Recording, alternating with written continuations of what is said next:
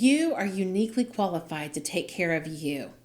You know your needs. You know when you're hungry, thirsty, tired, or stressed. Sometimes we ignore these needs. Sometimes we judge ourselves for having them. But you know yourself. It can be hard not to listen to all of the outside pressure to measure up.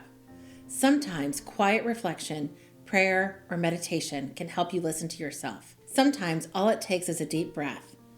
Maybe placing your hand on your chest or your belly and attending to yourself. Here, I'm going to need to back up. It got a little fast. So, I got behind and then I couldn't catch up. So, You're good. there we go. We'll just start there. Yeah. You are uniquely qualified to take care of you. You know your needs. You know when you're thirsty, hungry, tired, stressed. Sometimes we ignore these needs. Sometimes we judge ourselves for having them. But you know yourself. It can be hard not to listen to all of the outside pressure to measure up. Sometimes quiet reflection, prayer, or meditation can help you listen to yourself. Sometimes all it takes is a deep breath, maybe placing a hand on your chest or your belly and just attending to yourself. Whether you call it intuition, a gut feeling, or your truth, when we quiet distraction and pay attention, we can notice what we need. The great news about this is that wherever you go, you take you with you. You are always here for yourself. You show up for yourself every day. Sometimes it is easy to get overwhelmed, and we can forget that all we have to do is today, and that tomorrow, the tomorrow's version of ourselves will show up and do tomorrow. It can be hard to trust that we will continue to show up for ourselves, but can you give yourself a moment to just be still and quiet and ask yourself what you need? Maybe you need to extend some validation to yourself. Maybe you need to give yourself some time and space to assess the situation before you and your resilience account. Or maybe you need some support. Maybe you could use some self-care or coping. At one point over the last year, I became so overwhelmed with stress that someone said to me, "Avery, you are saturated." It was so true. I was saturated with stress. I had no more room for anything else. I was drowning. I was totally overwhelmed with emotion. In times like these, when we are saturated with emotion, it is really helpful to have some options available that can give the big emotions time to pass a bit. The first thing to do when you are feeling flooded with emotion is to take a deep breath. This is something that we all hear about a lot, but we may not try it because it sounds so simple. Let's try it now and see if it does anything for us. Place one hand on your belly and one hand on your chest. Take a breath that is deep enough that you can feel it with the hand that is on your belly. Let's try it. Try breathing in for 4 counts and then out for 4 counts. Just breathe. 1, 2, 3, 4. 1, 2, 3, 4. Your breath is always available to you. You have to breathe anyway, and intentional, mindful breathing is always here for you too. Another thing that really helps is to drink a big glass of water. I like to just fill a tumbler with water from the tap so it's not too cold. If you drink a large glass of water slowly and all at once, just gulp, gulp, gulp, it really slows down your breathing and gives you a little space to let the emotions settle a bit. An added bonus is that you get hydrated, which can make you feel better too. Movement is another thing that really helps.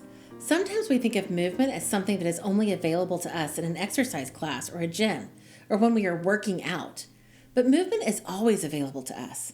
It can be something simple, like just clenching and releasing your fist. Let's try that one together. Make a fist. Focus on the physical feeling of tension. Hold it for a 5 count. 1, 2, 3, 4, 5. Release. Focus on the feeling. Notice how your hand feels more relaxed than when you were holding it like a fist. If it's helpful to you, you can do this with every muscle group in your body. Your feet, your legs, your stomach, your shoulders, your arms, your face. Just tense the muscles. Hold, release, and pay attention to the different sensations. Depending on where you are and what is going on around you, other movement may be available to you too. Maybe you could get up and walk around the room for a couple of seconds. Maybe you could touch your toes or stretch. Maybe you have time to go for a quick walk outside or do a couple of jumping jacks or push-ups. Movement is great because it gets us back into our body. and our body only exists in the present. We can do almost anything in the present. When we get back into our body, we can start taking life 1 second at a time. If you're still feeling inundated with emotion, remind yourself that the current level of intensity will pass, and that it may be helpful to find a distraction to pass the time. Maybe you could watch something, read something. Maybe you could write about how you're feeling or take a shower. Anything that will allow a few more minutes to pass. You may also allow yourself to have a good cry. The fastest and most effective way to dump the stress hormone cortisol is to cry. Sometimes it is helpful to remember that we have permission to cry, to just give ourselves a minute to feel it. Once a little time has passed, the wave of big emotion will likely pass too. If you notice that you are feeling waves of big emotion often, it can be helpful to keep track. You can journal about your feelings and write down what you feel and when. You can even rate your emotion on a 0 to 10 scale, where 0 is totally calm and 10 is total loss of control. Rating on a 0 to 10 scale can help us to remember that emotions aren't all or nothing.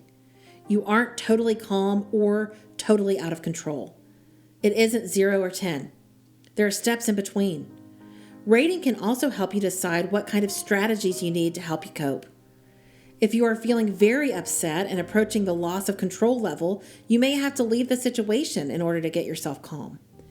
However, if you are only mildly frustrated, you may be able to stay put and get yourself calmer by taking a few breaths. If you rate over a week or so, you can begin to see patterns. Maybe you are always really frustrated in the mornings, or maybe you are always very calm after you get back from a walk. These patterns can help you as you structure your days going forward.